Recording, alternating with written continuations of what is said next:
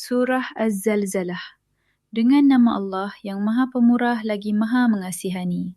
Apabila bumi digegarkan dengan gegaran yang sedahsyat-dahsyatnya, serta bumi itu mengeluarkan segala isinya, dan berkatalah manusia dengan perasaan gerun, apa yang sudah terjadi kepada bumi? Pada hari itu, bumi pun menceritakan kabar beritanya, bahawa Tuhanmu telah memerintahnya berlaku demikian. Pada hari itu, manusia akan keluar berselerak dari kubur masing-masing untuk diperlihatkan kepada mereka balasan amal-amal mereka.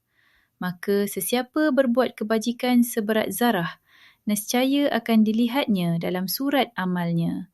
Dan sesiapa berbuat kejahatan seberat zarah, nescaya akan dilihatnya dalam surat amalnya. Az-Zalzalah bermaksud gegaran atau gempa. Ia menggambarkan peristiwa hari kiamat apabila bumi digegarkan dengan hebat dan mengeluarkan segala isi kandungannya serta mendedahkan semua perbuatan manusia.